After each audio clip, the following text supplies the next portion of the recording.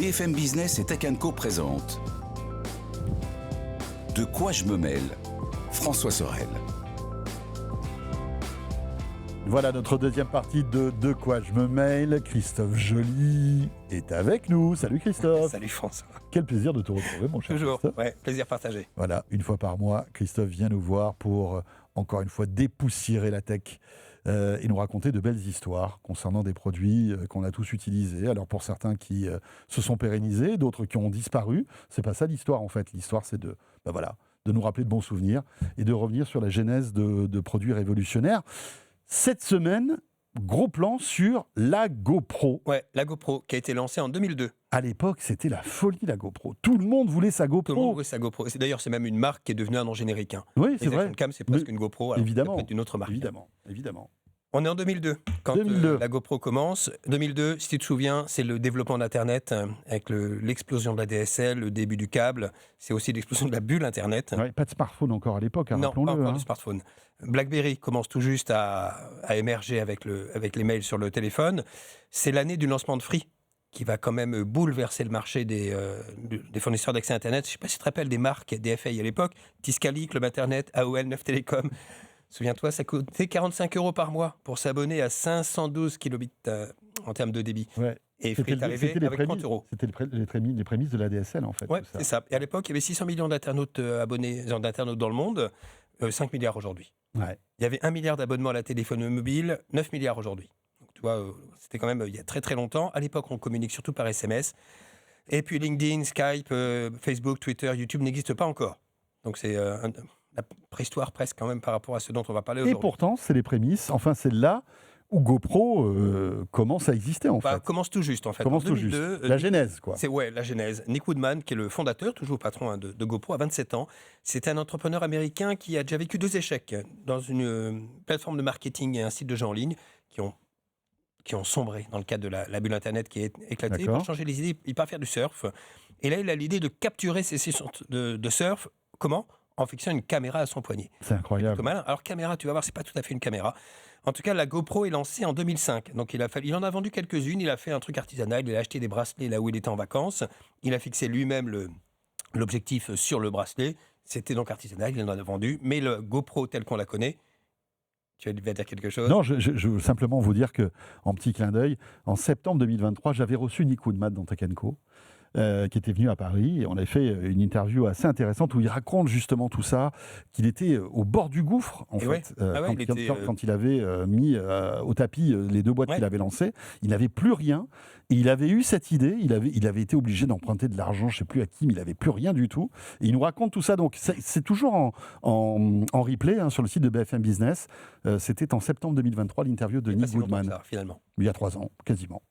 Et donc en avril 2005, il lance la GoPro officiellement, c'est la Hero 35 mm. Alors on est très loin d'une caméra puisqu'en fait c'est un appareil photo argentique. La promesse, la GoPro Hero est la toute première caméra de poignet conçue pour les sports extrêmes. Fixez-la à votre poignet et filmez vos exploits et ceux de vos amis. Elle est vendue avec un caisson étanche qui permet d'aller jusqu'à 5 mètres de profondeur, un accessoire pour la fixer au poignet en toute logique et un gant parce que tu peux aussi t'en servir pour faire du ski. Et une pellicule de 24 poses. Est-ce que tu te rappelles Incroyable. Encore de ça? Moi, je ne connaissais pas cette histoire. Ouais, non, moi non plus. J'ai pas connu ce produit-là. Mais c'était vraiment comme un appareil photo, mais étanche, quoi. Ouais, voilà, étanche. Elle était très accessible parce qu'elle était vendue 30 $. C'était l'idée de Woodman. Robuste, très simple d'usage, mais aussi très basique avec une qualité d'image moyenne, incertaine. Et surtout, tu ne savais pas ce que tu avais photographié parce qu'après, tu allais au labo et faire développer ta pellicule, ce que tu as connu, avec les photos floues, pas cadrées. J'ai connu, et toi aussi t'as connu. Moi aussi j'ai connu. Non mais tu dis t'as connu, genre t'es plus vieux. Mais non, je parle, t'as connu des photos ratées. Oui, c'est sûr. Ah ben oui, les photos ratées on en a connu, oui, c'est sûr. Elle est globalement perçue comme un gadget. Il en vendra quand même, selon les estimations, entre 5 et 7 000. Okay. Ensuite, il y a eu la première GoPro numérique en 2006 avec la Digital Hero. Là, il s'agit, selon Nick Woodman, je le cite, la mission de GoPro est d'aider les gens à capturer, à partager les moments les plus excitants de leur vie. Et c'est vraiment ça le truc de GoPro, c'est de capter des instants, de capter des moments. Il a été aux prémices de ce qui se passe aujourd'hui sur les réseaux sociaux. Donc il a été précurseur à ce titre-là, de partager. Oui, avec des produits robustes, dans l'eau, voilà. T'es surfeur, t'es au ski, etc. Voilà, ça marche. Elle est plus chère, elle est vendue 100 $, elle permet de prendre des photos en numérique, donc de faire des vidéos de 10 secondes avec une mémoire interne de 32 mégas. Tu pouvais quand même pas stocker beaucoup de choses. Bah ouais, mais à l'époque, en 2006, voilà, c'est sûr. Ils s'en seraient vendus entre 30 et 35 000, donc c'est quand même notablement plus que la précédente. La HD en 1080p sort en 2010, la Hero 2, mais celle qui va vraiment faire décoller la marque, c'est la 3. Là, pour le coup, il va y avoir un effet waouh avec le début de l'explosion des vidéos sur YouTube. C'est là l'élément clé, c'est là ça va tout changer. Celle-ci est plus légère, elle pèse 70 grammes contre 100 grammes pour la précédente, elle est plus petite. L'introduction de la 4K, alors limitée, hein, c'est une petite 4K, on va dire, mais le Wi-Fi intégré. Wi-Fi parce que les smartphones qui n'existaient pas en 2002 existent désormais. Ouais. Donc tu pouvais piloter ta GoPro via ton smartphone. Et puis transférer tes vidéos Et en Wi-Fi voilà. de la GoPro Voilà. sur ton téléphone ou sur un PC. Tu n'étais pas obligé d'avoir un câble, C'est ça. beaucoup plus simple. Donc le journal du Geek dit à l'époque qu'elle est beaucoup plus puissante, notamment via un nouveau processeur qui permet d'améliorer grandement la qualité des vidéos. Club Geek salue l'intégration du Wi-Fi pour la piloter beaucoup plus facilement. En revanche, la 4K elle est peu exploitable, qualité de vidéo en basse lumière pas très bonne. Le prix est élevé, hein. Elle coûte entre 249 et 449 euros selon les versions, white, silver ou black. On est quand même loin des 100 euros initiaux et des $30, 100 $ et des $30. Ok. Et on va voir, ça joue dans le positionnement de GoPro et de ce qui est devenu GoPro aujourd'hui. Ouais. Des prix Vous allez assez voir, élevés. c'est hyper intéressant ce qui est devenu GoPro. Ouais. Enfin, peut-être pas pour eux, mais pour. Ouais, c'est Ouais. pas top, on va dire. Les utilisateurs trouvent que l'image est correcte, voire impressionnante en plein jour. Bonne netteté, un bon rendu global. On l'a dit, c'est très robuste, donc elle est décrite comme solide, durable, voire increvable. Ouais. En revanche, l'autonomie n'est pas toujours top. La qualité des vidéos en basse lumière fait l'objet de critiques. Une interface n'est pas toujours intuitive.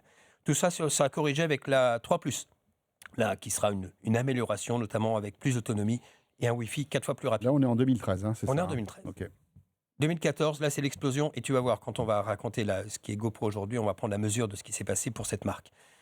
En 2014, GoPro est introduit en bourse, au Nasdaq, avec une valorisation à presque 3 milliards de dollars. 3 milliards. 3 milliards. Retiens ok. bien ce chiffre. 2014. 2014. Il lance la Hero 4, qui est une évolution avec une vraie 4K, écran tactile, amélioration de l'interface.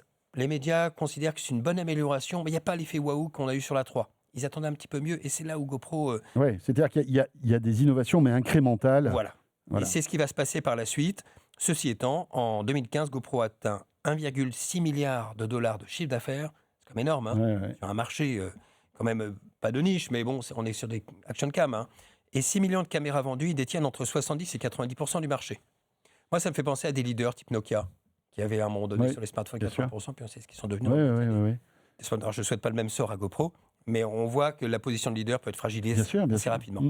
2016, Mm. ça commence à devenir plus difficile. Sony, Garmin, TomTom. J'avais oublié que TomTom avait lancé une action cam, effectivement, je m'en souviens désormais.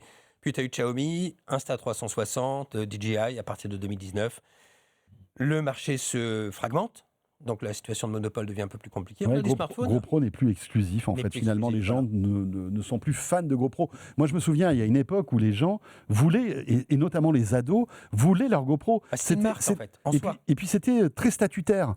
Même si tu t'en servais pas, il fallait que tu aies ta GoPro. C'était une C'est GoPro. c'est dingue. Ouais, ouais. Mais comme les AirPods au début, on en a Bien parlé, sûr. Ouais, comme l'iPhone, et maintenant ce sont des produits qui sont rentrés dans l'usage. Les smartphones font concurrence aussi à la GoPro, parce que certains oui. sont quand même étanches, ils sont résistants. Et puis, évidemment. est-ce qu'on a besoin d'une Et puis, la GoPro? qualité vidéo est exceptionnelle sur les smartphones aujourd'hui. Ben voilà. Donc, Et à mon avis, si on fait un petit sondage du nombre de GoPro qui sont dans des tiroirs éteintes depuis des années, je pense qu'il y en a pas mal. il y en a beaucoup. Hein, on ouais. s'en sert, on s'amuse un peu au début, puis finalement.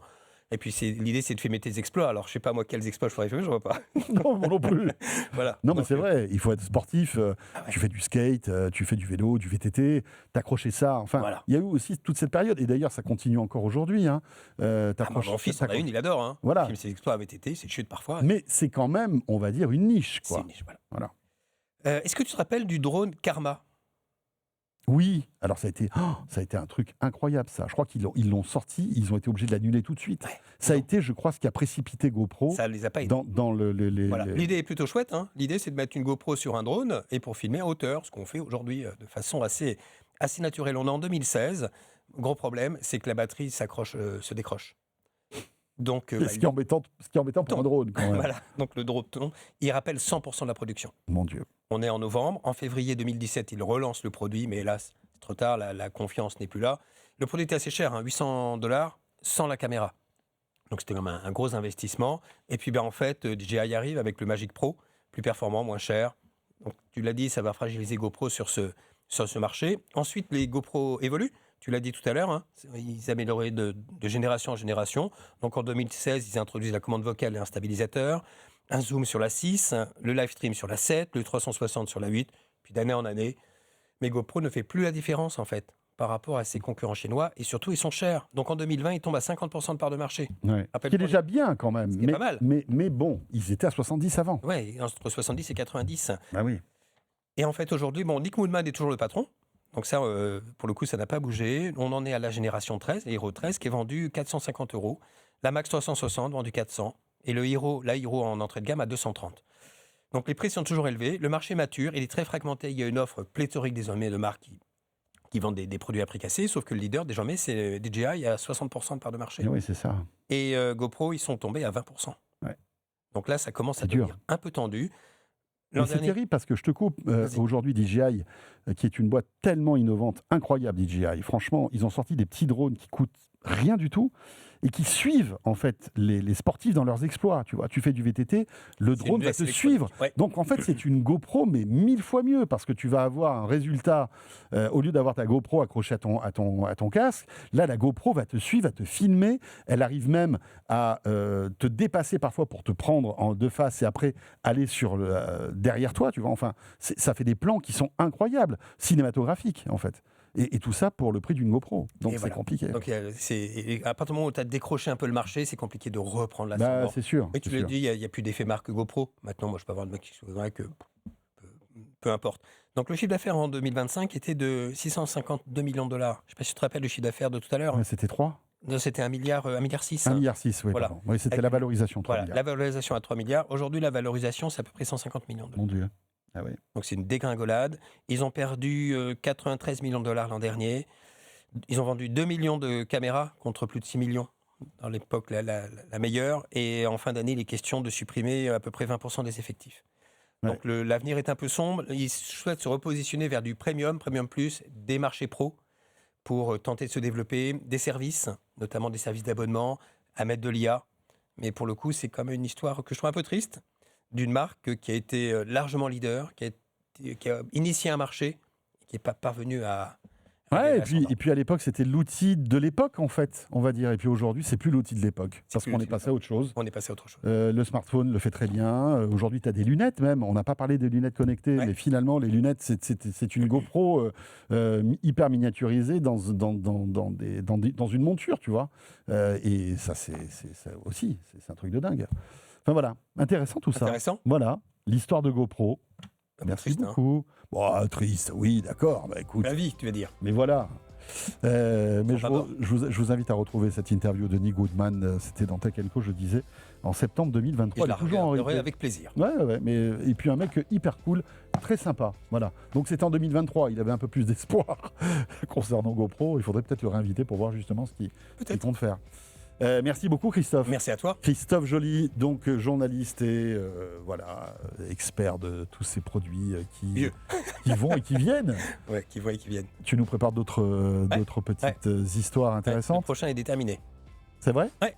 On parle de musique. On va parler de musique. Voilà. Moi je sais ce que c'est. Bah, je vous le dis pas. Non, c'est moi que tu sais. Merci beaucoup Christophe. Merci à toi. Et ce Tech & Co est terminé. Merci de nous avoir suivis, comme chaque semaine. Merci d'être fidèles à De quoi je me mail. J'ai dit Tech & Co, mais c'est De quoi je me mail. Attention, nous ne nous mélangeons pas. Tech & Co, c'est une autre émission que j'ai le plaisir de vous présenter et qui est du lundi au jeudi, de 19h30 à 21h. Passez un bon week-end à vous toutes et à vous tous. Si vous êtes avec nous en podcast audio, quelques minutes supplémentaires vous attendent avec notre rendez-vous bonus. Très belle soirée, à bientôt et à très vite. De quoi je me mêle sur BFM Business et Tech & Co.